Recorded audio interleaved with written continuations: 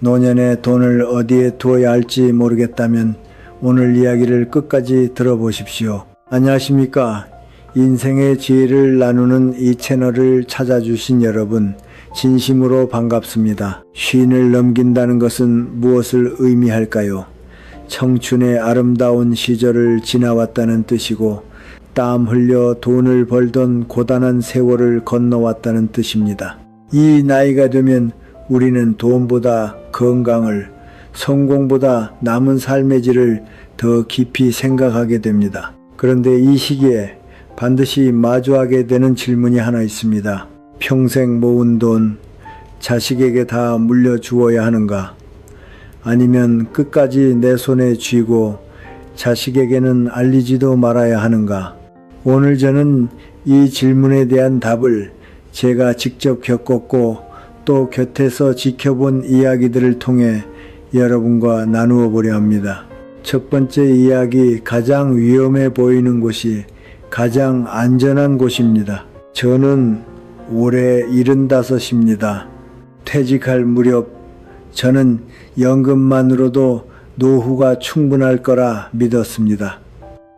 매달 들어오는 연금이 있었고 작지만 제 명의로 된 땅 한 필지도 있었으니까요.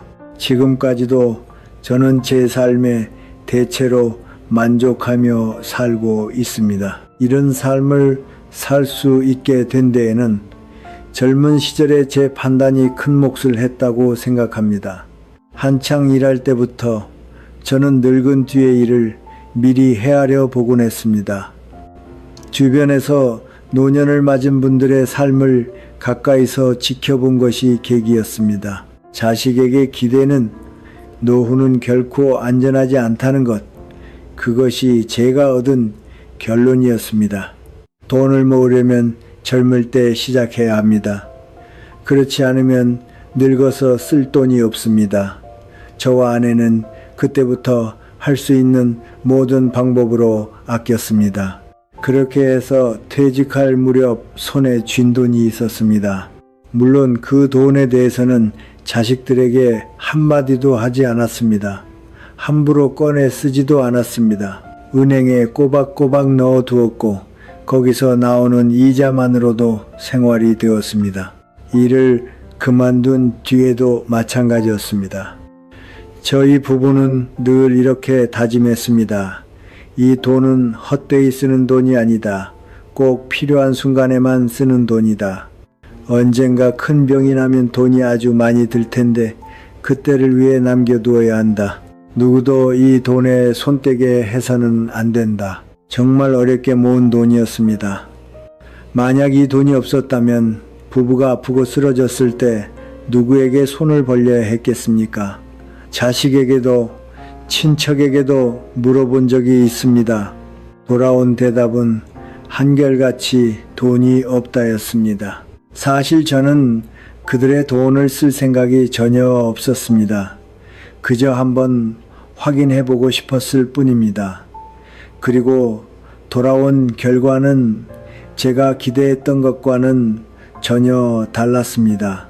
결국 저희는 그 돈을 아내의 수술비로 썼습니다. 아내를 고비에서 건져내기 위해서였습니다. 그 일을 겪고 나서 저는 뼈저리게 깨달았습니다. 돈이 있어도 더 아껴야 한다는 것을요. 그러지 않으면 정작 아플 때 쓸 돈이 없습니다. 의사 선생님들이 최선을 다해 주셨지만 아내는 끝내 제 곁을 떠났습니다. 혼자가 된 뒤로 저에게 새로운 문제가 찾아왔습니다. 기억이 흐려지기 시작한 것입니다. 아침에 일어나 이를 닦아야지 생각하고는 화장실에 다녀와서 이 닦는 걸 잊어버립니다. 장을 보러 나가면 이것도 잊고 저것도 잊어서 결국 아무것도 못 사고 빈손으로 돌아오기 일쑤였습니다. 기억력에 좋다는 호두와 검은 깨를 매일 챙겨 먹었습니다. 효과는 없었습니다. 오히려 조바심만 더 심해졌습니다. 어찌해야 할지 정말 알 수가 없었습니다. 제 머릿속을 떠나지 않는 걱정은 하나였습니다. 언젠가 내가 저축해둔 돈이 있다는 사실 자체를 잊어버리면 어떡하나.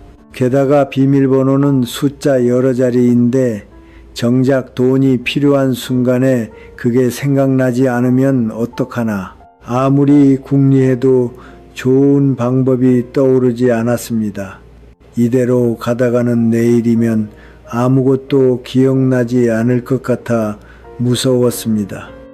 그 무렵부터 저는 이상하게 마음이 헐거워졌습니다. 누가 밥값이 없다며 돈을 빌려달라고 하면, 낯선 사람이 도움을 청하면 저는 망설임 없이 돈을 내주었습니다.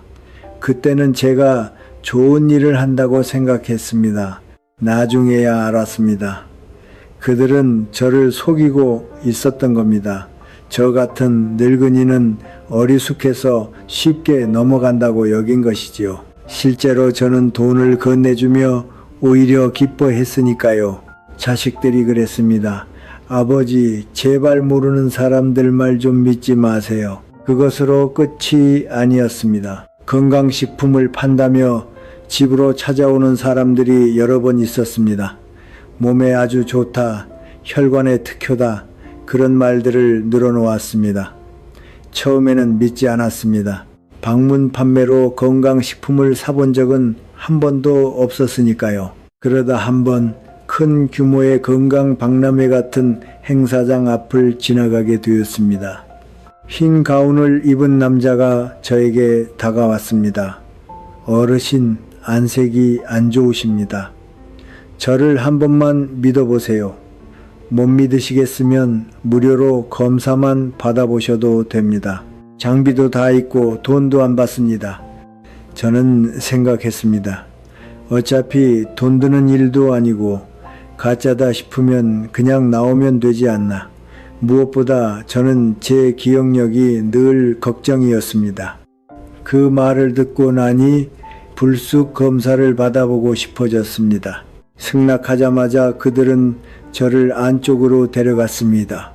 이런저런 검사를 잔뜩 하더니 결과가 나오려면 30분을 기다려야 한다고 했습니다. 어차피 한가한 몸이라 저는 자리에 앉아 기다렸습니다.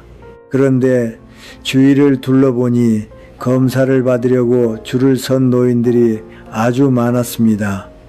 어떤 분은 전화를 붙들고 자식에게 울면서 상태를 설명하고 있었고, 어떤 분은 약봉지를 한 아름 안고 나가고 있었습니다. 그 광경을 보자 정신이 번쩍 들었습니다.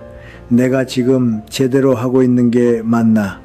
의심이 들어 일어서려는 순간 서류 뭉치를 든 남자가 제 쪽으로 걸어왔습니다. 그는 저를 뚫어지게 쳐다보았습니다.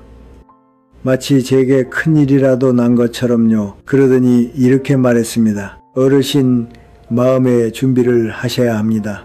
그 순간 저는 제가 곧 죽는 줄 알았습니다. 이어서 그가 말했습니다. 어르신께 심각한 문제가 몇 가지 있습니다. 특히 기억력이 크게 떨어져 있습니다. 방금 하신 일도 자주 잊으시죠. 게다가 심혈관, 뇌혈관 쪽에도 이상 신호가 보입니다. 지금 신경 쓰지 않으시면 아주 곤란해집니다. 건강 상태가 좋지 않으니 각별히 조심하셔야 합니다. 저는 큰 충격을 받았습니다. 제 몸이 예전 같지 않다는 건 알고 있었습니다. 하지만 이 정도로 심각한 줄은 몰랐습니다. 무엇보다 저 사람이 제 건망증까지 정확히 짚어냈다는 게 놀라웠습니다. 그 순간 저는 이 사람들이 정말 대단하고 실력 있는 사람들이라고 믿어버렸습니다. 그때 잠시라도 멈춰서 차분히 생각했더라면 아마 속임수라는 걸 진작 알아챘을 겁니다. 하지만 저는 그의 말을 하나도 빠짐없이 믿어버렸습니다.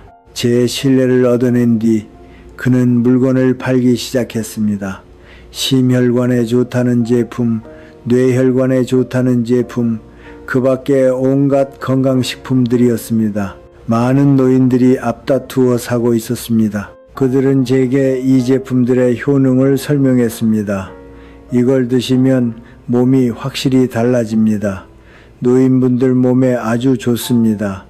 잔병 치레로 병원 갈 일도 없어집니다. 듣고 있자니 마음이 움직였습니다. 게다가 이렇게 많은 어르신들이 사고 있지 않습니까? 그래서 저는 물었습니다. 이거 얼마입니까?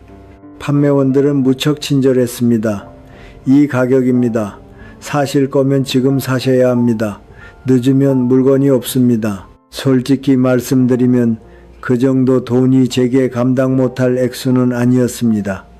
그렇지만 약 하나의 그 값은 아무리 생각해도 너무 비쌌습니다. 제가 망설이고 있는데 옆에서 웬 노인이 불쑥 나타나 이렇게 말했습니다. 살 거면 빨리 사요. 지금 살려고 줄 선 사람들이 얼마나 많은지 안 보여요. 아니면 뭐 돈이 없는 거요?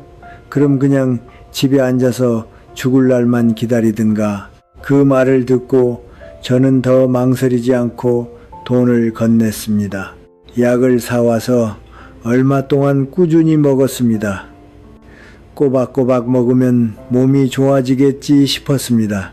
그런데 이 약을 먹기 시작한 뒤로 온몸이 늘 나른하고 입맛이 없고 살이 눈에 띄게 빠졌습니다.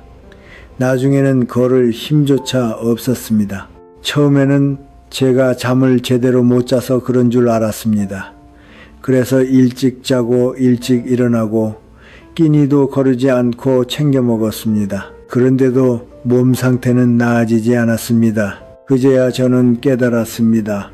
속았구나. 문제를 알아차리고 그들을 찾아갔지만 아무도 없었습니다. 이미 떠난 뒤였습니다. 저는 그 사람들을 믿었던 제 자신이 너무나 후회스러웠습니다. 약은 더 이상 먹지 않았습니다. 계속 먹다가는 정말 큰일이 날 것 같았습니다. 이 일을 겪고 나서 저는 문득 깨달았습니다. 내 돈은 이런데 쓸 돈이 아니다. 이대로 두면 언젠가 반드시 누군가에게 전부 빼앗기고 만다. 그 걱정에 잠 못 이루던 어느 날 오랜 친구가 한 가지 방법을 알려주었습니다.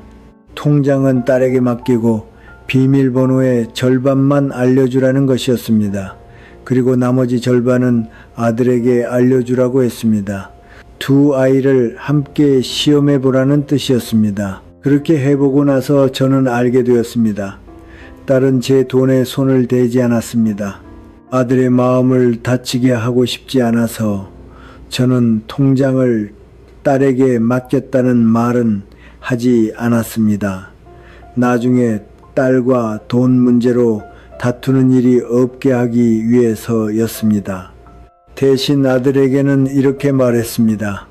아버지가 저축해둔 돈이 은행에 있다. 나중에 내가 세상을 떠나면 내 신분증을 가지고 은행에 가서 통장을 찾고 비밀번호를 넣어서 돈을 찾아라. 제가 이 이야기를 두 아이에게 꺼냈을 때 둘 다 반대하지 않았습니다. 오히려 지지해 주었습니다. 제 돈에 대해 욕심을 부리는 기색도 없었습니다. 그 뒤로 아이들은 저를 아주 잘 돌봐줍니다. 저는 굶어본 적이 없습니다. 건강도 그럭저럭 괜찮고 제 앞가림은 제가 할 수 있습니다. 매달 연금도 나오니 사실 그 돈은 아직 한 번도 손대지 않았습니다. 이 방법을 쓰고 나서부터 제 삶은 훨씬 편안해졌습니다. 이 돈을 어떻게 지켜야 하나 매일 머리를 싸매지 않아도 되니까요. 물론 나중에 아이들이 힘을 합쳐 제 돈을 꺼내갈지 어떨지는 알 수 없습니다. 하지만 지금까지 그런 일은 없었습니다. 어쩌면 가장 위험해 보이는 곳이 실은 가장 안전한 곳인지도 모르겠습니다. 여러분, 봉양이란 무엇입니까? 사랑하는 마음과 감사하는 마음, 그리고 공경하는 태도로 부모를 돌보고 모시는 일입니다. 부모는 평생을 바쳐 자식의 몸과 마음을 돌보고 손을 잡고 이끌어 어른으로 키워냅니다. 그러니 낳아주신 분들이 늙고 약해졌을 때 자식이 눈 감으실 때까지 봉양하는 것이 도리이고 그래야 정과 의리가 온전해집니다. 실제로 많은 분들이 늙으면 자식에게 돈을 맡깁니다.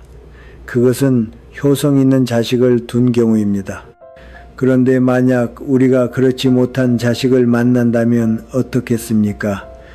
부모의 노년과 건강에는 관심도 없으면서 돈만 조금씩 빼가는 자식을 만난다면요. 그렇다면 우리는 평생 모은 돈을 누구에게 맡겨야 합니까? 다음 이야기들을 들으며 함께 생각해 보시지요. 두 번째 이야기, 자식에게 다 주고 다시 손 벌리느니 그 돈으로 요양원에 가겠습니다. 제가 아는 분의 이야기입니다. 이분은 올해 55입니다.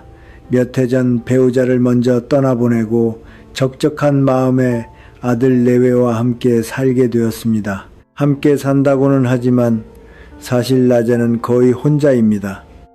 손주 둘을 학교에 데려다 주고 나면 아들 내외는 이른 아침에 나가 늦은 밤에야 돌아옵니다. 그 동네에는 나이 든 사람이나 중년이 별로 없습니다. 대부분 젊은 부부들이라 낮에는 말을 나눌 사람조차 없습니다. 그저 집 안팎을 오가고 신문을 보고 텔레비전을 켜두다 보면 하루가 갑니다. 그러다 손주들을 데리러 가고 저녁 재료를 다듬어 두면 며느리가 돌아와 밥을 짓습니다. 저녁을 먹고 나면 각자 방에 들어가 아이 공부를 봐줍니다. 이분도 텔레비전을 조금 보다가 잠자리에 듭니다. 이분은 이렇게 생각합니다. 아이들이 하루 종일 일하고 와서 피곤한데 자기 자식들까지 챙겨야 하지 않느냐. 그 와중에 나한테까지 마음을 다 쓸 수는 없는 노릇이다. 그래서 서운해하지 않기로 했다고 합니다. 이분은 이런 분들을 여러 보았습니다. 젊어서 모은 돈을 전부 털어 자식에게 집을 사주고 차를 사줍니다. 그러다 자식이 또 돈이 필요하다고 하면 자기가 살던 집과 땅까지 팔아버립니다. 그러고는 자식 집으로 들어갑니다. 그러다 사이가 틀어지면 갈 곳이 없습니다. 쓴 것을 달다 하며 남은 생을 그렇게 견디는 수밖에 없습니다. 그래서 이분은 일찌감치 노후를 준비했습니다. 지금은 자식들이 여전히 살갑고 다정하지만 여러 해 전부터 요양원에 들어갈 준비를 해왔습니다. 돈뿐만 아니라 마음의 준비까지요. 자식들은 처음에 웃었다고 합니다. 어머니는 걱정이 너무 앞서신다고요. 저희는 어머니를 사랑한다고, 다른 집들처럼 그러지 않는다고, 곁에 계셔야 돌봐드리기 편하다고 했습니다. 하지만 현실은 다릅니다. 자식들에게는 직장이 있고 자기 인생이 있습니다. 요즘 세대는 살아가는 방식 자체가 다릅니다.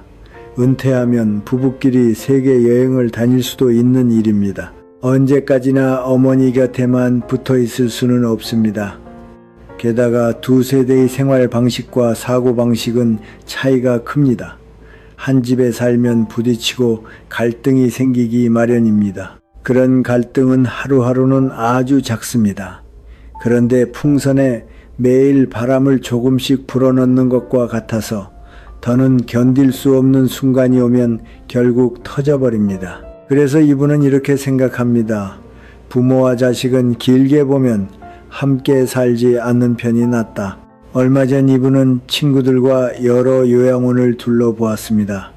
그중 마음에 드는 곳을 한 군데 찾았다고 합니다.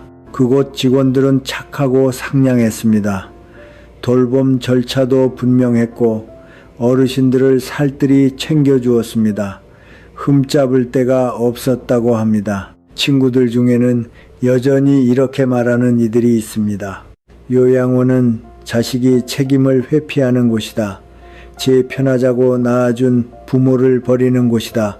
어미 하나가 자식 열을 키우는데 자식 열이 어미 하나를 못 모신다더라. 이분의 생각은 다릅니다. 요양원은 산업화의 소용돌이 속에서 사회가 정신없이 굴러가다 보니 나타난 필연적인 결과입니다. 자식이 자기 가정도 챙기고 일도 하면서 동시에 늙은 부모까지 지극정성으로 모시는 일이 불가능해진 것이지요.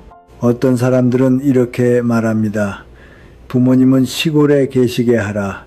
이웃도 있고 공기도 좋지 않느냐. 이분은 스스로에게 묻습니다. 시골에 홀로 두어 노년을 알아서 견디게 하다가 무슨 일이라도 생기면 아무도 모르는 것이 나은가? 아니면 돌봐드릴 사람이 있는 곳에 모시는 것이 나은가? 그래서 이분은 요양원이 오히려 자식의 효심에서 나온 결과라고 생각합니다.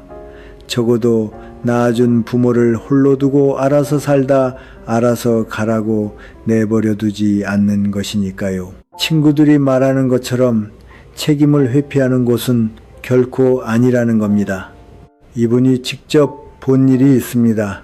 누워만 계신 어머니의 몸을 돌려 눕히려던 자식이 방법을 몰라 잘못 붙드는 바람에 어머니가 아파서 크게 소리를 질렀습니다. 소리를 듣고 달려온 간호사가 도리어 자식을 나무랐습니다. 도움이 필요하면 우리를 부르셔야지요. 자식은 부모를 사랑합니다. 하지만 전문 지식도 기술도 없어서 사랑하는 마음이 오히려 부모를 다치게 하기도 합니다. 또 이런 경우도 있습니다. 정신이 흐려진 어르신은 자식이 돌보든 간병인이 돌보든 구분하지 못합니다. 심지어 어르신이 눈을 감고 계신 것을 보고 자식들은 주무시는 줄 알았는데 알고 보니 언제부턴가 정신을 잃고 계셨던 일도 있습니다. 이런 생각 끝에 이분은 일찍부터 노후 자금을 넉넉히 모아두었습니다. 그리고 자식들에게 이렇게 말했다고 합니다. 이 돈은 내 마지막 시간을 위해 내가 준비해둔 돈이다. 너희에게 폐 끼치지 않겠다. 이분의 자식들은 각자 자리를 잡은 사람들이라 어머니의 주머니 사정에 크게 그리고 어머니가 스스로를 감당할 수 있으니 자식들 마음도 한결 가벼울 것입니다. 세상에는 우리에게 일어날 수 있는 일이 너무나 많습니다. 우리가 자식을 전부라고 여긴다 해도 자식이 우리에게 그만큼 해주리라는 보장은 없습니다.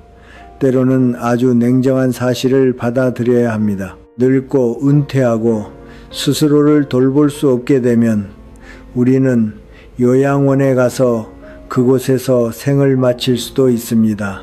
자식이 도와주지 않고 들여다보지도 않는 일 또한 어쩌면 아주 흔한 일일지 모릅니다. 세 번째 이야기, 제 인생 가장 큰 실수는 자식에게 전부 넘겨준 것입니다. 또 다른 분의 이야기입니다. 아들을 낳았을 때 이 부부는 뛸 듯이 기뻐했습니다. 부부는 아들을 대학까지 보내려고 정말 열심히 일했습니다. 그리고 아들의 행복을 위해서라면 조금도 아까워하지 않았습니다. 모아둔 돈은 아들이 결혼할 때 전부 내주었습니다. 집을 사주고 차를 사주었습니다. 모든 비용을 부부가 감당했습니다. 그 무렵에는 아들 내외가 자주 찾아왔습니다. 이분은 자기 판단이 옳았다고 자식들을 잘 챙겨준 보람이 있다고 생각했습니다. 그런데 예순을 넘기면서 건강이 눈에 띄게 나빠졌습니다. 몸이 자주 불편해 정기적으로 병원에 다녀야 했고 그만큼 돈도 더 들었습니다. 그런데 아들은 별로 신경 쓰지 않았습니다. 병원비는 전부 이분이 스스로 감당했습니다. 어머니가 그렇게 병원을 오간다는 걸 알면서도 아들은 안부 한마디 묻지 않았습니다. 심지어 어머니가 집에 찾아가도 반가운 기색이 없었습니다. 한 번은 아들 내외가 집에 놀러 왔습니다. 그때 이분은 몸이 아팠지만 자식들이 왔다는 생각에 부랴부랴 밥상을 차렸습니다. 함께 식사하고 가라고요. 그러면 자식들도 자기를 걱정해주고 챙겨주리라 생각했습니다. 그런데 아들은 이렇게 말했습니다. 어머니, 아프신데 뭘 이렇게 많이 하세요? 저희 잠깐 들른 거예요. 이따 볼 일이 있어서 가야 해요. 다음에 올 때는 아무것도 준비하지 마세요. 괜히 고생만 하시고 남들이 보면 제가 어머니 부려먹는 줄 알잖아요. 그 말에 이분은 가슴이 무너졌습니다. 아들이 자기에게 그런 말을 할 줄은 몰랐던 겁니다. 온 마음을 다해 사랑했던 자식, 좋은 것은 다 사주었던 자식이었습니다. 그런데 이제는 어머니가 얼마나 아픈지조차 묻지 않았습니다. 이분은 자신이 짐덩어리가 된 것 같았습니다. 지금 이분은 진심으로 후회하고 있습니다. 그때 아들에게 그렇게 다 퍼주느라 정작 자신의 노년에 대비할 생각을 하지 못했습니다. 그래서 지금이 너무나 고단합니다. 모아둔 돈이 없습니다. 이 나이에도 이웃집 아이를 봐주는 일을 하며 생활비를 벌어야 합니다. 이제야 이분은 알게 되었습니다. 노년의 평안은 오직 자기 자신에게 기대야 얻을 수 있다는 것을요. 모은 돈을 전부 자식에게 넘긴 것, 그것이 인생에서 가장 큰 실수였다고 이분은 말합니다. 여러분, 자식을 아무리 사랑해도 우리의 미래를 자식에게 맡길 생각은 절대 하지 마십시오. 자식을 키울 때 집안 형편이 아주 어렵지 않더라도 지나치게 응석을 받아주어서는 안 됩니다. 오히려 부모가 짊어진 무게를 조금은 이야기해 주어야 합니다. 그래야 자식이 훗날 홀로 설 줄 아는 사람이 됩니다. 그리고 이것을 기억하십시오. 재산과 돈을 전부 자식에게 넘기지 마십시오. 스스로 지키십시오. 그래야 노년의 삶이 더 행복하고 편안해집니다. 네 번째 이야기, 노인에게 남은 유일한 힘은 돈입니다. 또 한 분의 이야기입니다. 이 부부에게는 아들 6에 딸 2, 모두 8명의 자식이 있었습니다. 그리고 집이 2채 있었습니다. 부부는 이렇게 계획했습니다. 한 채는 팔아서 자식들에게 똑같이 나누어 주고 남은 한 채는 56된 장남에게 맡겨 조상을 모시는 집으로 삼자고요. 대신 장남은 7 동생에게 그에 상응하는 돈을 나누어 주기로 했습니다. 얼마 지나지 않아 남편이 세상을 떠났습니다. 그리고 남아있던 집 한 채가 개발구역에 들어가면서 상당한 보상금이 나왔습니다. 이분은 그 돈을 자식들에게 똑같이 나누어 주고 자신의 노후 자금으로 일부만 남겨두었습니다. 나머지 집 한 채는 처음 약속대로 장남에게 맡겼습니다. 이분은 자식들에게 이런 계획도 이야기했습니다. 한 달씩 돌아가며 자식들 집에 머물면서 손주들의 정을 느끼며 지내고 싶다고요. 자식들도 찬성했습니다. 그런데 7 자식은 유산을 받은 뒤 제각각이었습니다. 어떤 이는 그 돈을 모아 집을 샀고, 어떤 이는 사업 미천으로 넣었고, 어떤 이는 다 써버렸습니다. 그리고 그때부터 자식들 사이에 갈등이 생겼습니다. 7 동생은 어머니가 장남을 편애해 재산을 더 많이 주었다고 여겼습니다. 그래서 장남 명의로 집을 넘기는 서류에 도장을 찍어주지 않았습니다. 장남이 약속대로 돈을 더 주었는데도 그랬습니다. 설득이 통하지 않자 장남은 결국 소송을 냈습니다. 동생들에게 약속한 책임을 이행하라는 것이었습니다. 동생들도 조건을 걸었습니다. 형이 어머니를 아예 모시고 가서 돌본다면 도장을 찍어주겠다고요. 어머니가 동생들 집에 머무는 동안에는 형이 매달 생활비를 보내라고 했습니다. 동생들의 주장은 이랬습니다. 형은 공부도 다 하고 월급도 많고 어머니한테 집까지 받았으니 책임을 져야 한다. 우리는 이제 각자 자식과 가정을 챙겨야 한다. 집문서를 받기 위해 장남은 어머니를 모시기로 했고 법원도 이를 받아들였습니다. 그런데 이분은 큰며느리와 맞지 않았습니다. 그래서 2년 동안 어디에도 자리를 잡지 못했습니다. 이분은 이렇게 말합니다. 답답하고 숨이 막히고 버려진 아이가 된 것 같다고요. 막내딸에게 가고 싶었지만 딸의 형편이 어려운 데다 장남이 딸에게는 생활비를 보내지 않아 마음이 걸렸습니다. 장남의 설명은 이랬습니다.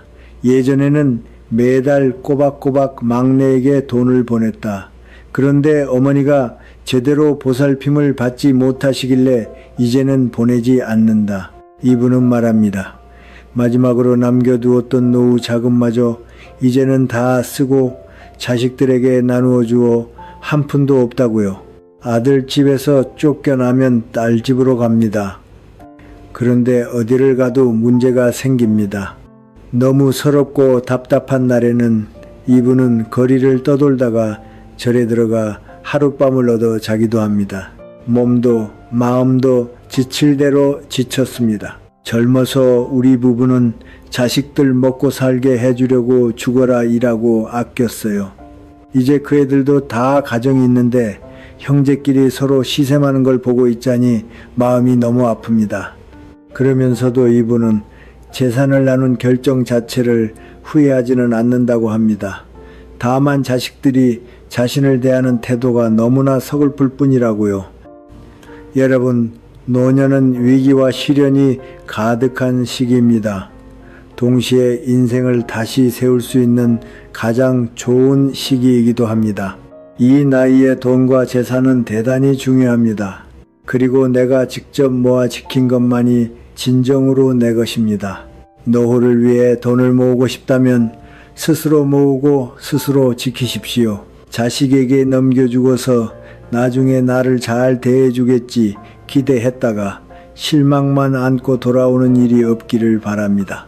그렇다면 자식에게 돈을 맡기지 않는 대신 내게 저축이 있다는 사실만이라도 알려야 할까요? 사람들은 흔히 약한 모습을 보이는 것을 부끄러워합니다. 그래서 누구나 강한 척을 하고 그래야 삶이 수월해지고 남들의 존중을 받는다고 여깁니다. 하지만 실은 그렇지 않습니다.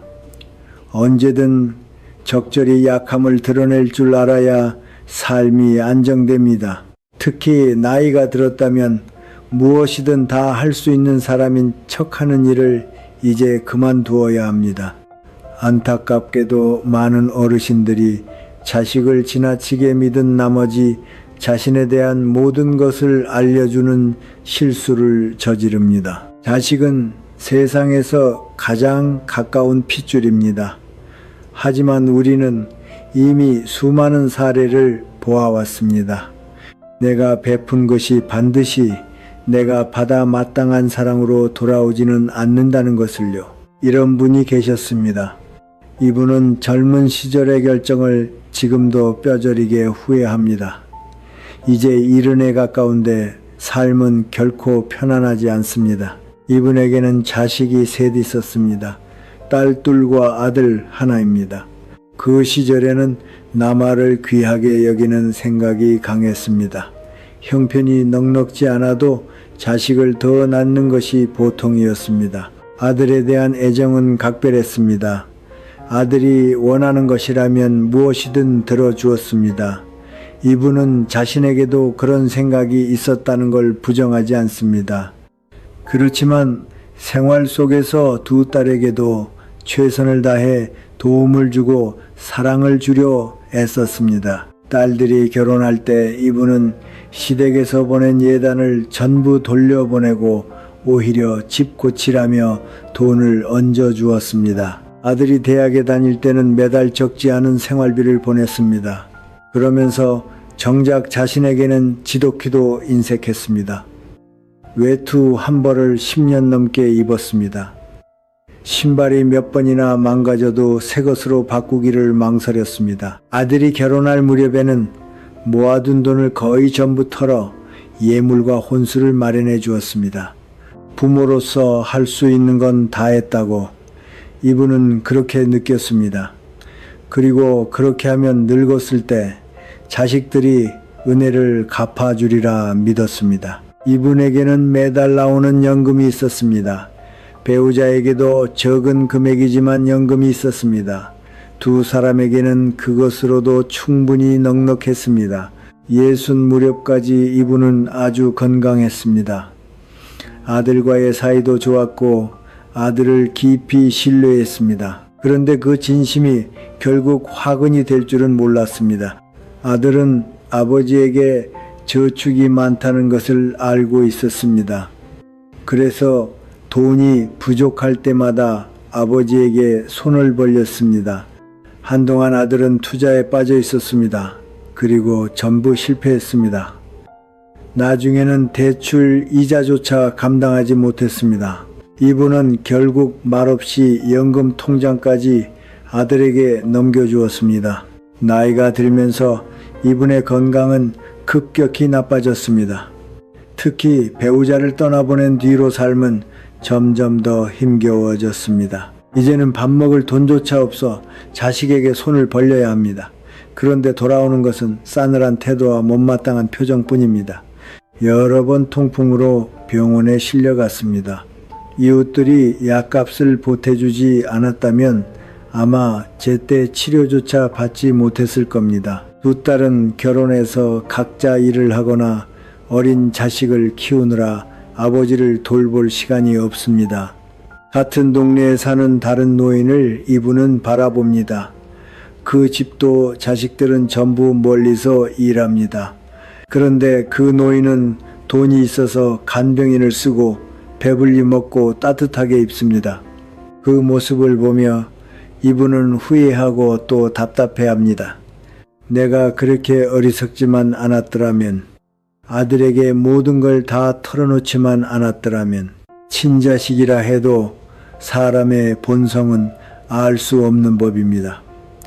게다가 아들은 어려움과 시험을 견뎌내지 못하는 사람이었습니다. 자식들의 눈에 아버지가 해준 모든 일은 그저 부모라면 당연히 해야 할 일이었을 뿐입니다. 고마워한 적은 단 한 번도 없었습니다. 이분은 같은 동네 오랜벗 앞에서 울면서 이렇게 말했다고 합니다. 내 인생에서 가장 후회하는 게 뭔지 아나? 자식들한테 내가 돈이 얼마나 있는지 말해버린 걸세. 그래서 남은 세월을 이렇게 초라하게 살고 있는 거야. 알고 보니 가족의 정이라는 것도 참 현실적이더군. 정말 이럴 줄은 몰랐네. 그러니 다시 묻겠습니다. 나이가 들었을 때 자식들에게 내 저축을 말해야 할까요? 이분의 이야기는 많은 분들에게 경종을 울립니다. 가족의 정도 지극히 현실적입니다. 남은 세월의 모든 희망을 자식에게 걸어서는 안 됩니다. 한 사람은 평생 수많은 사람을 만납니다. 그러나 진실로 아름다운 만남은 아주 드뭅니다. 사랑이든 가족이든 마찬가지입니다. 내가 가진 것이 사라지고 나면 사람의 본성이 얼마나 실망스러운지 알게 됩니다. 가족의 정은 현실입니다. 남은 인생을 더 낫게 살고 싶다면 자식을 지나치게 믿어서는 안 됩니다. 앞서 말씀드린 그분은 아주 아픈 교훈입니다. 병상에 누웠을 때 세 자식 중 아무도 오지 않았고 몸에는 돈 한 푼 없었습니다. 정이 식은 자리에 차가움, 그것이 아마 가장 아픈 통증일 겁니다. 가족의 사랑이 이토록 현실적이라는 걸 미리 알았더라면 그분은 아들에게 자신의 재산을 말하지 않았을 겁니다. 너무 믿었기에 전부를 잃었습니다. 물론 어떤 분들은 운이 좋아 모든 것을 다 내어주고도 자식에게 극진한 보살핌을 받습니다. 하지만 자신의 삶을 온전히 다른 사람의 손에 맡기는 일에는 아주 큰 위험이 숨어 있습니다. 지나치게 헌신하는 사람이 오히려 노년에 불행해지는 경우가 많습니다. 그러니 자식과의 사이가 아무리 좋더라도 자기만의 작은 비밀 하나쯤은 남겨두십시오. 특히 저축에 관해서는요. 그래야 자식들도 분수를 압니다. 사람의 마음은 돈 앞에서 시험을 견디지 못하는 법이니까요. 노후를 편안하게 만드는 두 가지. 수많은 시련 앞에서도 많은 사람들은 잠시도 멈추지 못합니다. 하나의 진리를 알고 있기 때문입니다. 나아가지 않으면 밀려난다는 것을요. 그래서 가정과 일에서 밀려오는 온갖 압박을 견디며 계속 분주하게 살아갑니다. 하지만 노년은 긴 인생 여정의 한 부분일 뿐입니다. 어떤 처지에 놓이든 우리는 그것을 바꿀 기회를 가지고 있습니다. 다음 두 가지를 손에 꼭 쥐고 계신다면 남은 삶을 온전히 누리며 마음 편히 지내실 수 있습니다. 첫째, 저축을 지키고 경제적 독립을 유지하십시오. 저축은 사실 내가 온 힘을 쏟아 벌어온 돈에 대한 존중의 표현입니다. 수입을 늘리고 지출을 줄여 돈을 모으면 넘치는 욕구를 다스릴 수 있고 삶의 질을 더 높은 곳으로 끌어올릴 수 있습니다. 정말로 그럴 만한 것에만 합리적으로 소비하는 것, 그것 역시 본질적으로는 저축입니다. 오늘날의 물질 사회에서 우리는 늘 과하게 사들입니다.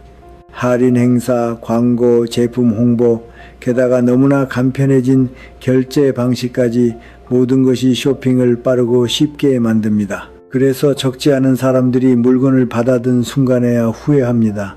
내가 이걸 왜 샀지? 식용유 한 병 사러 마트에 갔다가 결국 양손 가득 식료품이며 생활용품이며 당장 필요하지도 않은 물건을 잔뜩 들고 나온 경험 다들 한 번쯤 있으실 겁니다.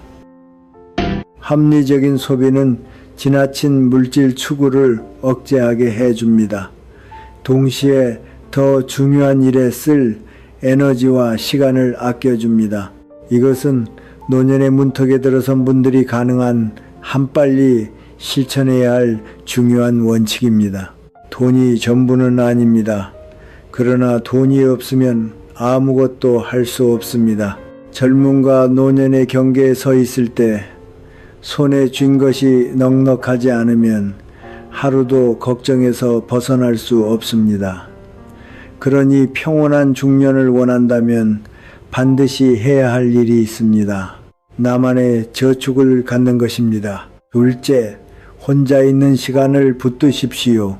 낯설게 들리실지도 모르겠습니다. 독일의 철학자 쇼펜하우어는 이렇게 말했습니다. 사람은 혼자 있을 때에만 온전히 자기 자신일 수 있다고요.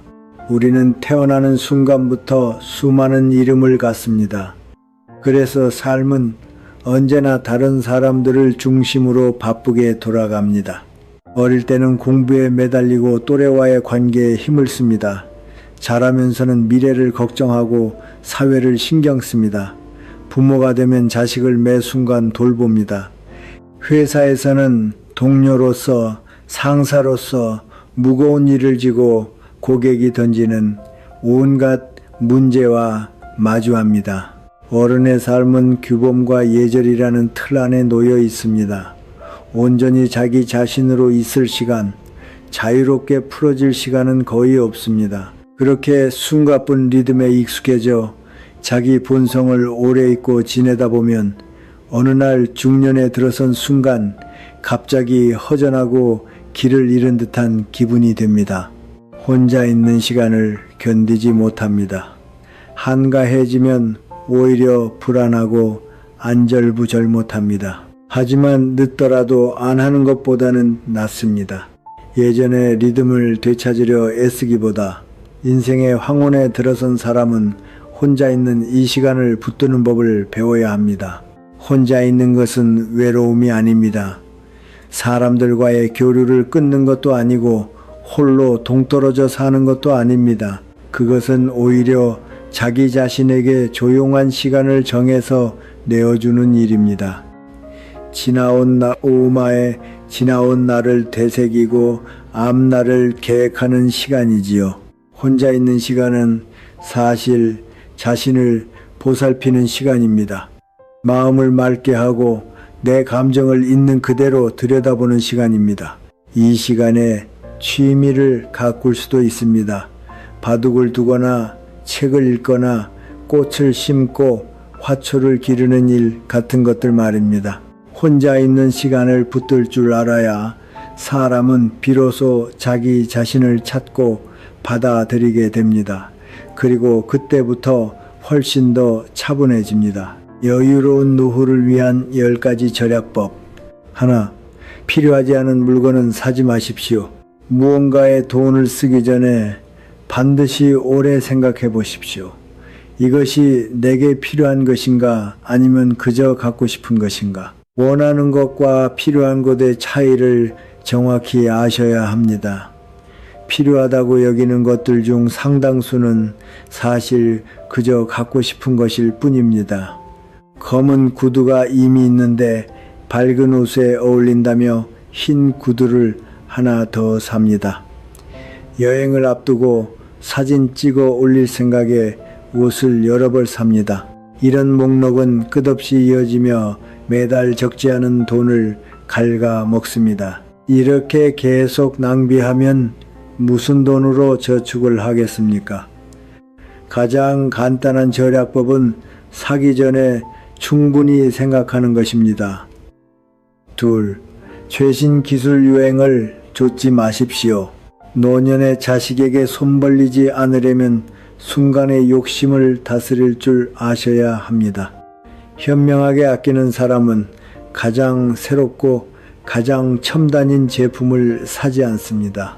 대신 기술이 무르익고 가격이 적당한 수준으로 내려올 때까지 기다립니다. 그래야 좋은 물건을 제값에 쓸 수 있습니다. 셋, 제값을 다 주고 사지 마십시오. 물건을 살 때 전가 전부를 지불하지 않으려 노력하십시오. 쿠폰을 쓰거나 할인을 받거나 세일을 기다리거나 값을 흥정하는 방법이 있습니다. 조금만 준비하고 계산해 보면 아끼는 금액이 상당하다는 걸 알게 되실 겁니다. 그 돈은 그대로 저축으로 돌리면 됩니다. 티끌 모아 태산입니다. 이런 작은 금액들이 쌓여 큰 돈이 되는 것을 보고 놀라시게 될 겁니다. 넷, 현금으로만 사십시오. 우리는 신용카드로 물건을 사는데 익숙해져서 한 달에 실제로 얼마를 썼는지 파악하지 못합니다. 신용카드 소비는 월급을 받자마자 텅 비어버리는 원인입니다. 지난달에 진 빚을 갚아야 하니까요. 기본적인 절약 원칙 하나는 이것입니다. 사려는 물건은 미리 계획해두고 신용카드 대신 현금으로 결제하십시오. 그래야 감당할 수 있는 범위를 넘지 않습니다. 다섯, 가격이 아니라 사용 가치를 보고 사십시오. 우리는 값이 싸다, 이득이다 싶으면 잔뜩 사들이는 큰 실수를 저지릅니다. 그런 자잘한 것들이 모여 큰 돈이 되는데 정작 오래 쓰지도 못하니 낭비일 뿐입니다. 현명하게 아끼려면 사용 가치가 가장 높은 것을 사야 합니다. 수명과 나중에 들어갈 유지비까지 계산해 넣어야 합니다. 처음 사는 값이 아니라 오래 두고 보았을 때의 비용을 보라는 뜻입니다. 싼 옷을 사서 두세 번 입고 모양이 망가져 버리게 하지 마시고 좋은 옷 한 벌을 사십시오. 여섯, 중고 물건을 사십시오. 절약의 기본 목표는 내가 산 물건에서 가장 좋은 가치를 얻는 것입니다. 그리고 그것은 종종 중고품 구매를 뜻합니다. 새 차를 산 그 기분은 정말 짜릿합니다. 하지만 한 달만 지나도 그 차는 중고차가 됩니다. 순간의 감정과 자존심을 위해 아주 큰 돈을 쓰는 셈입니다. 다른 방법이 있습니다. 잠깐 사용된 차를 더 좋은 값에 사는 것입니다. 휴대전화도 널리 보급된 시점에 사면 처음 값의 절반 정도면 됩니다. 다만 중고품을 살 때는 정신을 바짝 차리고 정보를 꼼꼼히 알아보셔야 합니다. 고장난 물건을 사서 돈을 버리는 일이 없도록 말입니다. 일곱, 사기 전에 대체할 방법을 찾아보십시오. 몇 번 쓰지도 않을 물건에 큰 돈을 쏟기 전에 다른 방법이 없는지 살펴보십시오. 회사와 집이 가까운데 정말 지금 차를 사야 합니까? 기름값, 주차비 같은 기본 비용만으로도 적지 않은 돈이 나갑니다. 택시나 호출 서비스를 이용하는 편이 나을 수도 있습니다.